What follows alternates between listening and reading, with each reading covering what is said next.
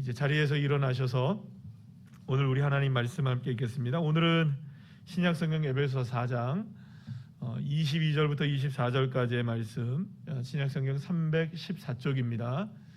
우리 다 같이 함께 한 목소리로 22절부터 24절까지 말씀 합독하시겠습니다. 너희는 유혹의 욕심을 따라 썩어져가는 구습을 따르는 옛사람을 벗어버리고 오직 너희의 심령이 새롭게 되어 하나님을 따라 의와 진리의 거룩함으로 지으심을 받은 새 사람을 입으라. 아멘. 자리에 앉으시겠습니다. 옆에 있는 분들과 인사 나누겠습니다. 반갑습니다. 감사합니다. 오늘도 이 밤에 주님 앞에 예배하는 여러분 한 분 한 분들, 또 온라인으로도 예배를 드리시는 분들에게도 한없는 하나님의 은혜로 풍성하게 인도해 주실 줄 믿습니다. 날씨가 오늘은 뭐 예보에 따라서는 소나기가 내린다 그랬어요. 그래서 오늘 아침에는 구름이 잔뜩 끼길래 시원하게 소나기가 내리면 좋겠다 했는데 웬걸 방어진 여기에는 소나기가 안 내리더라고요. 그리고 또 활짝 개더니 그냥 떼약볕에 굉장히 태양이 뜨겁더라고요. 그런데 방어진이라 그런지 몰라도 바람이 이렇게 선선하게 부는 그늘만 가면, 바람이 이렇게 부는 것을 보게 되면 또 이 더위 속에서도 주님께서 우리에게 그 그늘을 통해서 시원함과 피할 길도 주시는구나 생각이 듭니다. 사랑하는 여러분, 우리의 삶에도 참 힘들고 어려운 일들이 우리에게 다가오는데 하나님의 때에 따라서 여러분들에게 시원한 동풍을 불게 하시고 또 우리가 숨쉬게 하시고 또 하나는 피할 길들을 열어주실 줄로 믿습니다. 오늘 이 밤에 나온 여러분들 한 분 한 분들에게 그러한 은혜가 풍성하게 임하기를 간절히 축복합니다. 자, 오늘은 에베소 4장 22절에서 24절의 말씀을 가지고 우리 제목을 함께 다같이 읽어봅시다. 시작. 새 사람을 입으라 라는 제목으로 함께 은혜를 나누겠습니다. 지난 4월 달에 미국 나사에서 화성으로 이제 거기에 로켓을 발사해서 화성을 탐사를 하는 로켓이 이제 도착을 하게 되었어요. 그리고 거기에서 우주 헬기인 인제니어터라는 이 우주 헬기가 아주 작은 헬기가 거기에서 이제 비행을 했습니다. 근데 이게 굉장히 의미가 있었다고 해요. 왜냐하면 여태까지는 모두가 다 이미 충전된 전지로 이렇게 그게 이제 비행을 하거나 아니면은 동력을 얻어서 이렇게 이제 탐사를 하고 있었는데 거기에서 처음으로 이제 많은 시도가 있었지만 이제 화성을 실제적으로 작은 헬리콥터인 이 인제니어터라는 게 날랐어요. 아주 작은 시간에 날랐지만 그게 이제 동력으로 날았던 최초의 그 비행체라고 얘기하더라고요. 우주상에서. 그래서 앞으로 이 동력체를 이용한 비행이 얼마든지 이제 뭐 다른 행성에서도 가능하다, 이런 것 때문에 굉장히 앞으로 화성을 탐사하거나 우주를 이렇게 탐사하는 데 있어서 굉장한 새로운 이정표가 되었다, 이런 얘기가 있었어요. 여러분 한번 뉴스로 보신 적은 아마 있으실 거라고 생각해요. 자, 그런데 이보다 앞서서 1997년도 7월에 미국에서 화성으로 보낸 우주선이 있었는데 이제 패스파인더호라는 우주선이 있었어요. 이제 이 우주선이 화성에 도착을 하게 됩니다. 그리고 거기에서 아주 작은 우주선 하나, 그러니까 작은 로봇 하나가 이제 돌아다니면서 화성을 탐사하면서 이 소저너라는 로봇이 탐사를 계속 진행하면서 지지를 탐사하고 또 화성의 표면을 사진으로 2억 킬로가 떨어져 있는 지구상으로 수없이 많은 사진들을 보내왔어요. 그런데 이게 이제 그 당시의 기술력으로만 보더라도 그런 얘기가 있었다고 합니다. 이 패스파인더가 화성에 착륙을 할 수 있는 그런 확률이라는 게 그러니까 미국에서 얘기하자면 텍사스에서 말하자면 캘리포니아니까 저 동부에서 서부까지 골프공을 딱 치면 그게 서부 쪽에 있는 캘리포니아의 홀인원이 되는 그런 정도의 어려운 작업을 해낸 것이라고 얘기를 하더라고요. 자, 그런데 여러분 엄청나게 지금 화성을 탐사하고 중국도 화성을 벌써 갔죠. 그리고 미국도 화성을 탐사하고 수없이 많은 사람들이 이 돈을 어마어마하게 들여가면서 이 화성을 탐사하는 이유가 뭐냐? 그 이유가 뭐냐면요, 그들의 목적은 이거라고 합니다. 화성의 지지를 조사를 해서 지구가 앞으로 어떻게 변하게 될 것인가에 대한 연구를 진행하겠다는 거예요. 이게 굉장히 중요한 부분인데요. 다시 말하면 이들의 생각은 어떤 생각이 있냐면 화성도 예전에는 물도 있고 꽃도 있고 나무도 있고 물론 생명체가 살았을 텐데 어찌어찌 하다 보니 지구와 같은 행성의 모습이었었지만 어떤 모습들과 다양한 변화의 과정을 거쳐서 지금의 화성에 아주 뭐랄까요, 황폐한 땅이 되어버렸다라는 것이 그들의 결론인 거예요.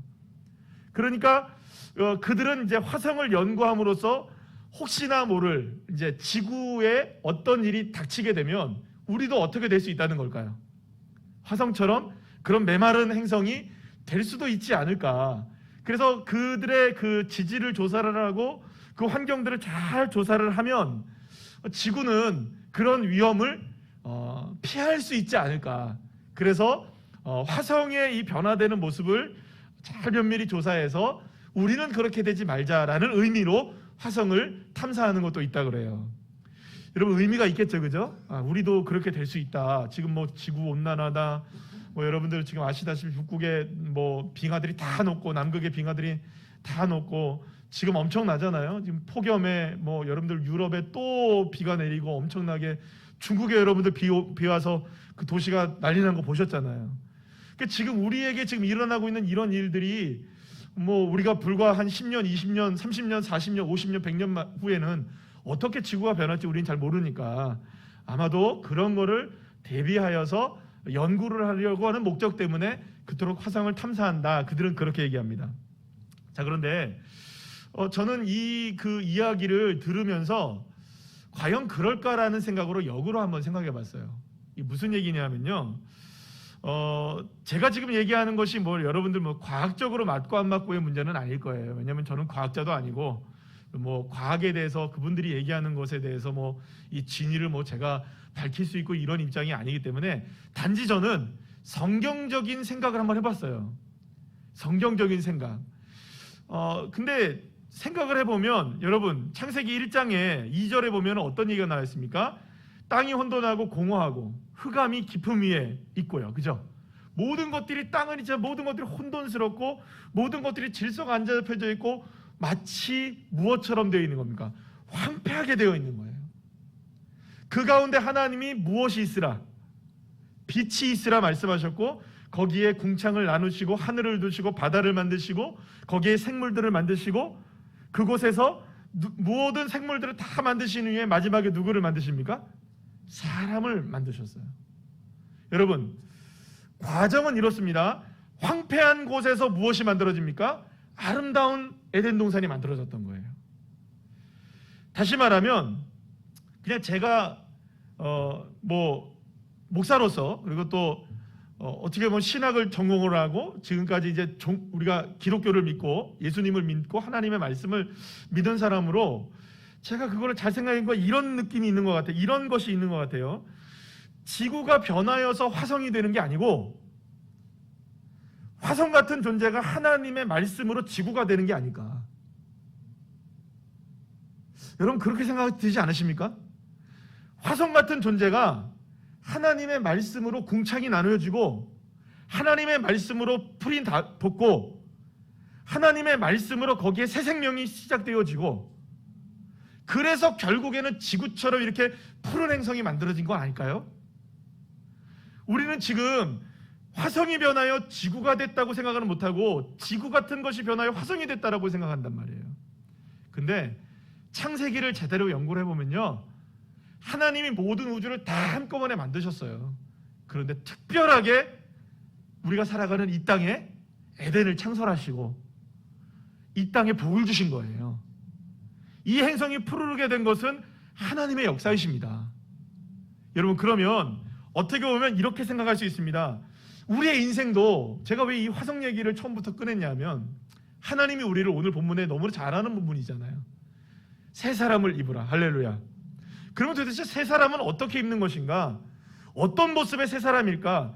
제가 오늘 여러분들에게 말씀을 드리려고 하는 부분은 우리의 인생이 실제적으로 화성같이 메마른 인생이었는데 하나님이 우리에게 다가오셔서 예수 그리스도의 은혜를 베풀어 주시고 저와 여러분을 새 사람 되게 푸르른 인생으로 만들어 주셨다.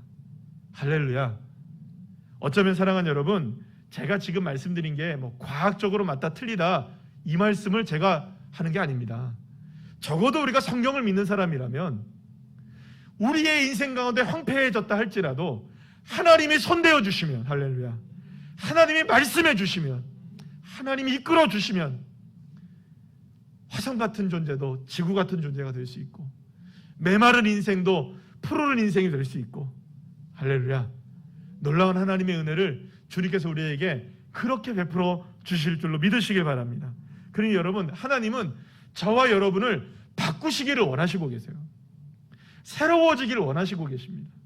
황폐하고 건조하고 무기력하고 아무짝에도 쓸모없는 그런 인생들을 젖과 꿀이 흐르는 땅으로, 할렐루야, 바꾸시기를 원하신 하나님. 그래서 저는 우리 교회가 이름이 새로운 우리 교회잖아요. 그러니까 새롭다는 게 뭘까요? 여러분, 우리 교회는 그냥 우리 교회예요. 그런데 그 교회가 어떤 교회냐? 새로운 거예요. 그렇다면 이 새롭다는 말은 어떤 의미가 있을까요? 모든 게 다 화성 같았을지라도, 우리의 눈으로 보기에는 화성 같을지라도, 우리가 보기에는, 우리가 경험한 것으로 보기에는 모두가 다 화성 같을지라도 하나님이 새로운 우리 교회를 통하여서 그 인생들을 푸른 지구로 만들어주시는, 그러니까 하나님이 다 새롭게 해줄 줄로 믿으시길 바랍니다. 병든 자도 오고 아픈 자도 오고, 여러분 건강한 자도 와서 더 건강해지고, 할렐루야, 심령이 가난한 자들이 복을 받는 교회, 그리고 하나님의 은혜 가운데 새로워지는 교회, 이전에 낙심했던 사람들이 다시금 믿음을 얻어서 하나님 앞에 견고하게 서게 되는 믿음의 제자로 세워지는 교회. 여러분, 이게 새로운 거 아니겠습니까?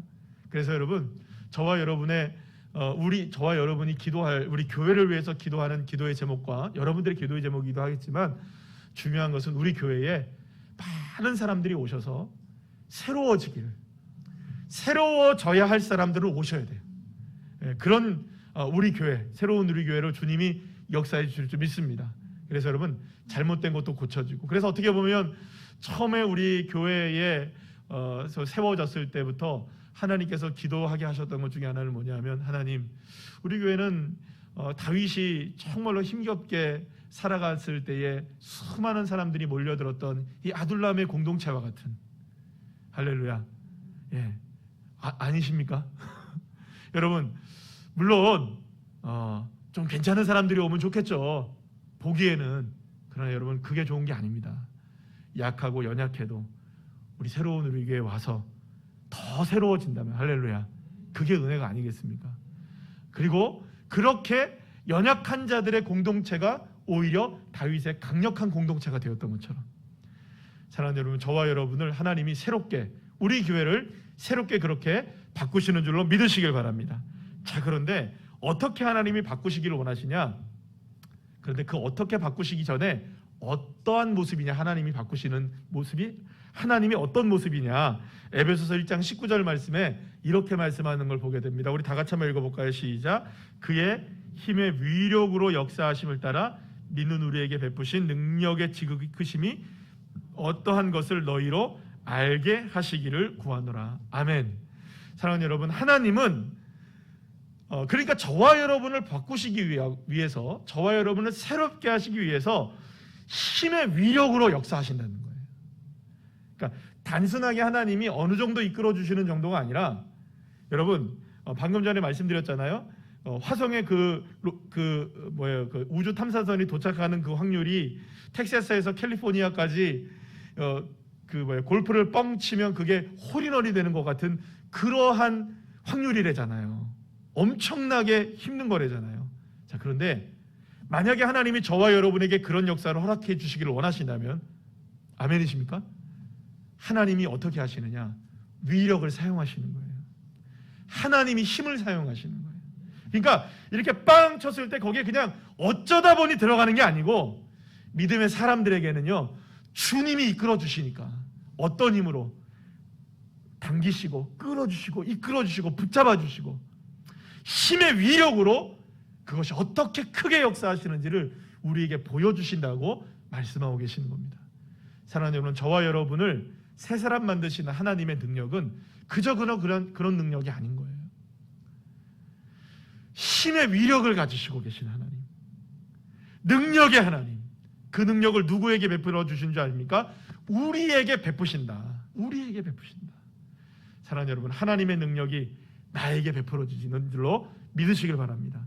나를 새롭게 만드시기 위해서, 나를 새 사람 되게 하기 위해서, 나를 온전하게 바꾸시기 위해서 하나님은 역사하시는 그 능력의 힘은 위력의 능력이라는 것, 여러분 믿으시길 바랍니다. 그래서 여러분, 그러니까 사실은 그러면 여러분 생각해 보세요. 힘을 그만큼 많이 쏟는다. 요즘에 올림픽 하잖아요, 그죠? 정말 그 올림픽 메달 따는 게 정말 어려운 것 같아요, 그죠? 우리가 보면 태권도 종주국인데 이번에 메달 하나도, 금메달도 못 땄다면서요. 그 얘기가 있더라고요. 그래도 그걸 보면서 메달을 따고 안 따고가 중요한 게 아니라 거기까지 올라가서 싸우는 것이 정말 안쓰럽고 애처롭고, 그죠? 그 젊은이들이 싸우는 모습을 보고 경쟁하는 모습을 보면 그저 그냥 좋더라고요, 저는. 근데 여러분 보세요. 달 하나가 올라가고 안 올라가고 그거 얼마나 힘들겠어요, 여러분. 얼마나 노력을 하겠어요, 그거 하나 때문에. 여러분, 근데 그렇게 해서 결국에는 금메달을 따는 사람들은 전 세계의 그 종목 가운데 딱 한 명만 받아요. 여러분, 그러면 그 사람은 그 금메달을 따거나 동메달을 따거나 은메달을 따는 그 메달을 따는 사람들은 훈련량이 어떨까요, 여러분? 요만큼 더한 사람이 이길 거예요, 그죠? 아니면 요만큼 더 노력한 사람이 이길 거예요. 한 번만 더 한 사람이 이길지도 몰라요. 그러니까 힘을 쏟아부으면 쏟아부을수록 성적은 좋아질 수 있을 거예요. 자, 그러면 여러분 생각해 봅시다. 하나님이 능력과 위력의 힘을 가지고 우리를 새롭게 만드신대요. 이 말은 반대로 생각하면 여러분 이렇게 생각하셔야 됩니다. 우리가 새롭게 되기가 결코 만만치가 않은 거예요. 이해가 되시겠습니까? 하나님이 위력적인 힘으로 우리를 이끌어 당기시고 끌어당기시고 붙잡아 주셔도 우리가 새롭게 될지 말지예요. 이 말은 무슨 의미를 갖고 있습니까? 우리 자신 스스로들이 하나님의 은혜 가운데 새롭게 되기를 원하나 새로움에 대하여 늘 언제나 하나님 앞에 반기를 들고 있는 게 아닐까, 거부하고 있는 게 아닐까. 새로워지기는 원하나 늘 언제나 우리가 새로워지기보다는 이전에 있는 그냥 그 모습 그대로 살아가기를 원하고, 그러니까 주님이 위력으로 끌어당기셔도 힘든 거예요. 하나님의 위력으로 끌어당기셔야만 우리가 새롭게 될 수 있다는 말은 그만큼 우리의 아집과 고집과 변화되지 않으려고 하는 그 모습들이 고래의 힘줄보다 더 강하다는 거예요. 사랑하는 여러분, 여러분 어떠십니까? 강하십니까? 약하십니까? 사랑하는 여러분, 저와 여러분이 하나님 앞에 한없이 약해지는 믿음의 자녀들 되시기를 간절히 축복합니다. 나는 몰라요. 근데 나는 괜찮은 줄 알아요. 나는 약한 줄 알아요. 나 하나님 말씀이면 껌뻑합니다. 아니요, 하나님 말씀이면 껌뻑하는 것 같아도요, 하나님이 나를 위해서 위력의 힘을 사용하시면 바꿀 수 있다니까요. 그러니 여러분, 날마다 이걸 기억하셔야 돼요. 하나님 힘쓰신다는 거, 지금 하나님 나 때문에 고생하고 계신다는 거, 하나님 나 때문에 힘으로 막 댕기셔서 땀을 삐질삐질 흘리시고 계신다는 거.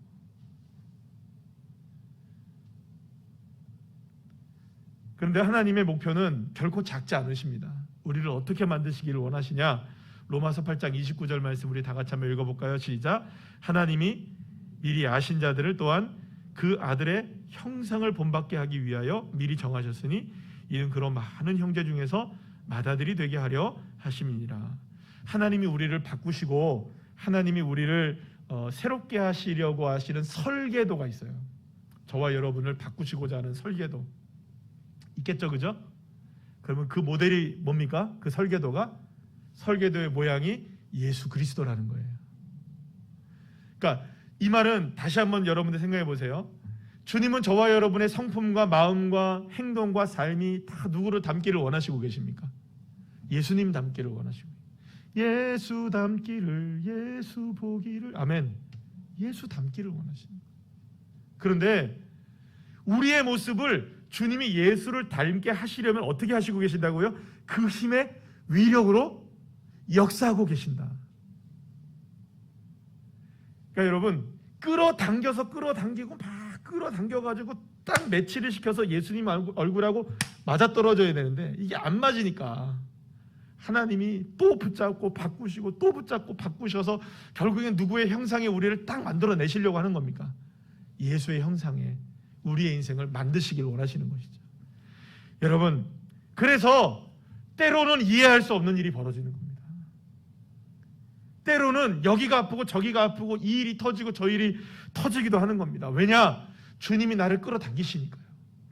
누구를 닮은 형상으로 우리를 만들어내시려고, 예수님 닮은 형상으로 우리를, 저와 여러분을 만들어내시려고 끄집어 당기시고, 때로는 여기를 깎으시기도 하시고, 여기를 두들기시기도 하시고, 만지시기도 하시고, 주무르시기도 하시고, 누르시기도 하시고, 때로는 그래서 인생에 압력이 가해지는 이유가 여기 있는 겁니다.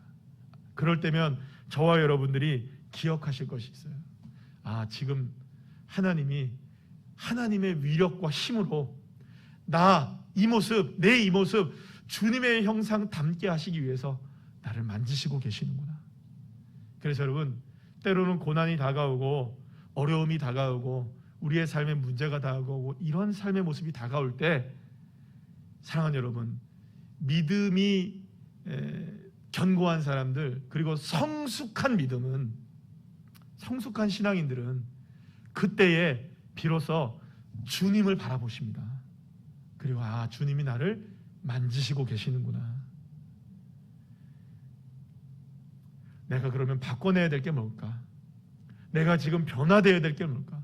주님이 나를 그토록 이렇게 만지시고 계시면서 나를 깎기를 원하시고 나를 다듬으시기를 원하시는데, 그러면 내가 변화되어야 될 게 뭘까?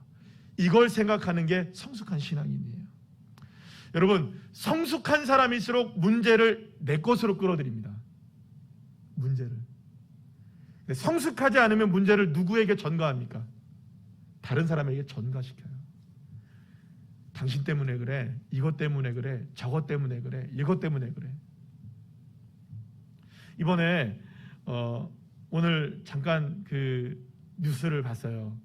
뉴스를 봤는데 지난번에 펜싱 경기할 때, 이번에 올림픽에 펜싱 경기할 때 어떤 우리 남자 선수 한 명이 심판의 오심과 이거 기록하는 사람이 잘못해가지고 점수를 상대편이 한 점을 더 가져간 거예요.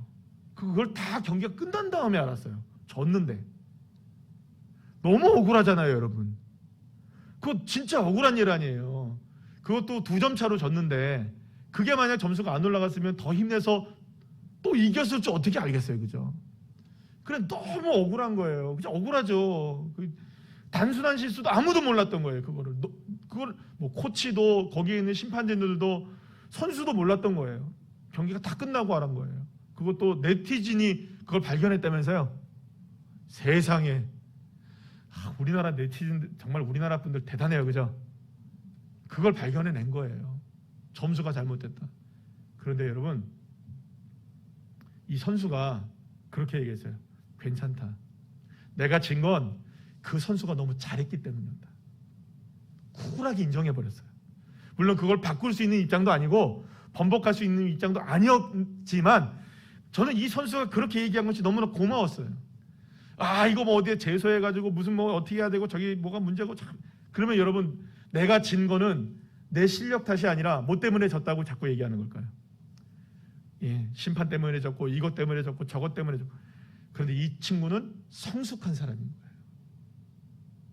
성숙한 사람은 문제를 내 것으로 끌고 옵니다. 그런데 성숙하지 못하면 문제를 다른 것으로 이야기합니다. 내가 문제가 아니라 당신이 문제야. 내가 문제가 아니라 너가 문제야. 내가 문제가 아니라 이것이 문제야. 내가 문제가 아니라 이것이 문제야. 사랑하는 여러분, 믿음의 성숙함이 있기를 간절히 축복합니다. 이렇게 하나님이 나를 이끌어 주셔서 나를 하나님의 형상으로 만드시고 예수 그리스도를 닮은 자로 만드시기 위해서 나를 부단히도 깎으시기를 원하시고 누르시기를 원하셔서 그렇게 만들어내신다면, 주님, 내가 바꿔야 될 게 뭘까요? 이렇게 내 것으로 문제를 삼고 풀어내는 사람은 성숙한 믿음의 사람인 거예요. 근데 성숙하지 못하면 자꾸 문제를 다른 것으로 봐요. 뭐가 문제지? 그러면 여러분, 사도 바울이 우리에게 내 자신 스스로를 돌아보게 하며 새로워지기를 봐야 하는 그 부분이 무엇인가? 오늘 보면 22절, 23절에서 이렇게 얘기합니다. 시작. 너희는 유혹의 욕심을 따라 썩어져가는 구습을 따르는 옛사람을 벗어버리고 오직 너희의 심령이 새롭게 되어, 이렇게 얘기해요. 사도 바울은 우리에게 뭐라고 얘기하냐면 우리 스스로의 삶을 돌아보아 내 삶에 있어서 하나님의 형상을 닮아가고 예수 그리스도의 형상을 닮아가고 새롭게 되기를 방해하는 일들이 무엇인지를 살펴보아야 되는데 그 중에 4가지가 대표적이다라고 얘기하고 있는 거예요. 뭐냐? 따라합시다. 유혹, 욕심, 구습, 옛사람. 이 4가지인 거예요. 그럼 여기서 말하는 유혹이라는 게 뭐냐 하면 유혹이라는 뜻은 속임 기만을 뜻하는 거예요. 속임 기만. 속임 기만. 그런데 여기서 유혹이라는 말은 단순하게 속인다라는 의미만 갖고 있는 것이 아니고요. 즐거움, 기쁨, 재미를 위해 속이는 것을 의미합니다. 뭐 때문에 속인다고요? 즐거움 때문에 속이는 거예요. 그러니까 이 말은 무슨 말이냐면 단순하게 유혹을 무엇인가 우리가 유혹을 당하는 그런 것을 의미하는 것이 아니고요. 내가 내 삶의 즐거움과 기쁨과 재미와 쾌락과 이 모든 즐거움을 위해서 나의 쾌락을 위해서 내가 스스로를 속이기도 하고요. 내 스스로를 내가 속이기도 하고요. 누군가를 속이기도 하고요. 하나님도 속이는 거예요. 무엇 때문에? 내 즐거움 때문에. 그걸 유혹이라고 얘기합니다. 두 번째, 욕심이라는 말은요, 충동, 욕망, 갈망을 뜻하는 말인데요. 욕심 역시 유혹과 같은 쾌락을 위한 욕망을 나타내는 말이기도 한데요. 예수님은 마가복음 4장 19절 말씀에서 뭐라고 얘기하냐면 이 욕심이 상당히 파괴적이고 열매를 맺지 못하는 죄라고 얘기하세요. 따라합시다. 열매를 맺지 못한다. 욕심이 열매를 맺지 못하게 하는 거예요. 결국에 이 말은 무슨 말이냐? 그러니까 결국엔 여러분 우리의 삶에 뭔가가 지금 열매가 없다는 것은 물론 열매가 있게 되기를 간절히 축복합니다. 그러나 열매가 만약에 없다 한다면 우리 자신 스스로를 돌아보아 내가 가진 욕심은 무엇일까? 점검하셔야 되는 겁니다. 아까 전에 유혹에 대해서도 다시 한번 말씀드리면 내가 뭔가 유혹을 받는 게 아니에요. 내가 어떤 유혹을 받고 있느냐? 하나님을 속이려는 유혹인 거예요. 내 즐거움 때문에. 내가 이거를 즐거움을 빼앗기지 않기 위해서 이 재미를 빼앗기지 않기 위해서 하나님을 속이려 하는 것이 있다면 그게 유혹을 당하고 있는 거예요. 마찬가지로 욕심도 똑같아요. 이 구습이라는 말은 뭐냐면요, 여러분, 이게 굉장히 어려운 헬라어더라고요. 그런데 이게 뭐냐면 이전의 생활 방식으로 돌아가는 것을 말하는데, 여러분 돌이키는 것은 좋은 거죠, 그죠? 그런데 이게 돌이키는데 하나님으로 돌이키는 것이 아니라 오히려 세상으로 돌이키는 것을 이야기해요. 구습이라는 거. 자꾸 우리의 마음에 세상의 마음들이 있을 때 그게 여러분 우리가 새 사람이 되는데 방해하는 것들이라는 것이죠. 마지막으로 4번째, 옛사람은 이 옛사람이라고 할 때 이 사람이란 안드로포스라는 이 말은요, 이제 아담을 뜻하는 말이에요. 그런데 이 아담을 뜻하는 말인데, 그러니까 이게 무슨 말이냐면 결국엔 옛사람이라고 얘기했을 때의 이 말은 어떤 의미를 갖고 있냐면 인간의 본성적인 측면에서 죄를 말할 때 사용해요. 그러니까 죄를 지은 아담을 얘기하는 거예요. 우리가 자꾸 무엇으로 돌아가려 되느냐? 그러니까 아담의 본성으로 돌아가려고 한다는 거예요. 선악과를 앞에 둔 아담의 모습, 선악과를 따먹은 아담의 모습이죠. 그런데 여러분, 사도 바울은 이런 모든 것들을 따라합시다. 썩어져 간다. 이걸 다 썩어져 가는 것들이라고 얘기해요. 그러니까 다시 말하면 뭐 유혹이든 욕심이든 구습이든 옛사람이든 이걸 모두가 다 사실 우리를 모두 다 썩게 만들고 있는 것들이에요. 그런데 문제는 뭐냐? 이것들에 오염되어 있는 것을 우리 모른다는 거예요.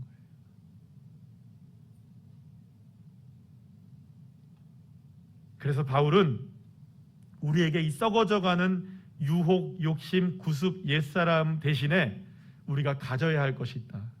이런 것들은 버리고, 사랑하는 여러분, 버리시기를 간절히 축복합니다. 버리고 이제는 24절 말씀 한번 읽어볼까요? 시작. 하나님을 따라 의와 진리의 거룩함으로 지으심을 받은 새 사람을 입으라. 여러분 따라합시다. 의, 진리, 거룩함. 예. 그러니까 의와 진리와 거룩함으로 우리가 새롭게 되어야 되는데, 여기서 의, 진리, 거룩함이라는 건요 다 똑같은 말입니다. 다 누구를 의미할까요? 예수 그리스도의 모습인 거예요. 결국은 우리가 새 사람을 입을 때 새 사람을 입기 위해서 버려야만 하는 것들을 누구의 힘과 능력으로만 버릴 수 있느냐? 내 힘으로 안 된다는 겁니다. 내 능력으로 안 된다는 겁니다. 그러니까 새 사람을 입을 수 있는 방법은 오직 예수 그리스도의 의를 담고, 오직 예수의 진리를 따라가고, 오직 예수의 거룩함을 쫓는 믿음의 사람들. 할렐루야. 그것이 없이는 안 되는 거예요. 그래서 여러분 여기서 새 사람이라고 말할 때 이 새롭다라는 말은 어떤 의미를 갖고 있냐면, 요즘에는 이게 이제 유행으로 쓰이기도 하는데요. 따라합시다. 날것. 날것이라는 게 뭔지 아세요? 요즘에 젊은 사람들이 많이 써요. 이게 날것이다. 그러니까 날것이라는 의미는요 완전히 새롭다는 의미예요. 완전히 새롭다. 여러분 지난번에는 한번 말씀드렸지만 요즘에 젊은이들이 레트로 해가지고 복고풍 이거 유행하는 거 아시죠? 그런데 이 친구들이, 이 젊은 아이들이, 고등학교나 아니면 20대 초반이나 이런 아이들이 뭐를 지금 선물로 제일 많이 받고 싶어 하냐면 LP판을 제일 많이 받고 싶어 해요. 여러분 우리는 LP판 하면 너무 그거 불편하고 짜증나고 그렇잖아요, 그죠? 그거 말고 우리는 테이프 했었고, 그 다음에 CD 왔었고, 그 다음에 이제 MP3 뭐 이렇게 오고 있는데요. 우리는 LP판을 알고 있어요. 네. 어렸을 때 봤으니까. 근데 요즘에 지금 20대 젊은 아이들은요 LP를 몰라요. 그래서 자기네들은 그 LP가 너무 생소한 거예요. 그래서 그걸 날것이라고 표현을 해요. 그래서 거기에 열광하고 있는 거예요, 아이들이. 근데 여러분 여기서 말하는 새롭다는 의미가 바로 그런 의미에서의 날것을 이야기해요. 다시 말하면 이제 막 만들어진 존재, 이제 갓 만들어진 것, 전혀 없었던 것이 새롭게 만들어진 것을 새롭다라는 의미를 갖고 있는 거예요. 그러니까 여러분 새로운 사람이라고 했을 때 이 사람은 아까 전에 봤을 때 옛사람과 반대겠죠? 그러면 여러분 옛사람이라는 것이 아담을 기준으로 해서는 죄 이전에일까요? 그러니까 옛사람은 죄 이후일까요? 죄 이전일까요? 옛사람은 죄를 지은 상태니까 선악과 따먹은 이후의 죄 지은 모습이겠죠. 그러면 여기서 말하는 새롭다라는 것은 이제 막 새롭게 태어난 누구를 이야기하는 걸까요? 막 하나님이 막 지능으로 지어서 생기를 불어넣어서 만들어내신 죄 없는 상태의 아담을 이야기하는 거죠. 그러니까 우리를 새롭게 만드신다는 것은 죄로 인하여 타락하기 이전에 새로움을 간직하고 있었던 최초의 원형적인 아담의 형상으로 저와 여러분을 만드시기를 원하시는 겁니다. 그러나 그 길은 오직 누구의 길로만 열려질 수 있느냐? 예수 그리스도의 십자가의 은혜.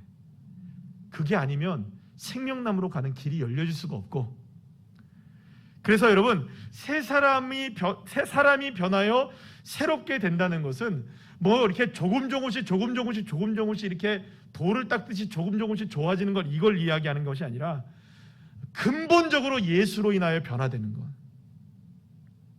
그러니까 여러분 요한복음 2장에 보면은 물로 포도주를 만든 사건이 나오잖아요. 물이 갑자기 무엇으로 변합니까? 포도주로 바뀌죠. 그러면 이거는 여러분 점진적으로 변화된 겁니까? 갑자기 바뀐 겁니까? 포도주는 원래 점진적으로 바뀝니까? 갑자기 바뀝니까? 점진적으로 바뀌는데 예수님의 말씀 한마디에 물로 무엇이 만들어지는 겁니까? 전혀 형질이 다른 포도주로 완벽하게 그 순간 바뀌는, 근본적으로 바뀌는 거예요. 사랑하는 여러분, 저와 여러분에게도 주님의 역사가 이렇게 일어나기를 간절히 축원합니다. 우리가 버릴 것을 무엇인지를 기억하셔야 돼요. 새 사람은 이미 주님의 은혜 때문에 우리가 만들어졌습니다. 그러나 여전히 썩어져 가는 것들로 인하여서 예수님의 형상을 닮아가는데 우리가 자꾸 우리 스스로가 스스로를 방해하고 있는 것들이 얼마나 많겠어요. 여러분들의 욕심과 여러분들의 구습과 옛사람의 모습과 여러 가지 우리를 유혹과 이런 모든 것들을 통하여서 주님이 원하시는 새 사람을 만드는데 방해되는 것들이 있다면 과감하게 나의 의와 진리와 생명이 되신 예수 그리스도의 십자가의 보혈을 의지하여서 그 모든 것들을 다 과감하게 끊어내셔서, 여러분, 우리의 인생이 아무리 화성과 같을지라도 하나님의 손대시면 지구같이 푸른 역사가 있게 된다는 걸 믿으셔서, 사랑하는 여러분이 정말 모두가 다 새 사람을 입으시게 되는, 예수의 은혜로 새 사람이 입게 되는 놀라운 하나님의 믿음의 자녀들 다 되시기를 간절히 축복합니다.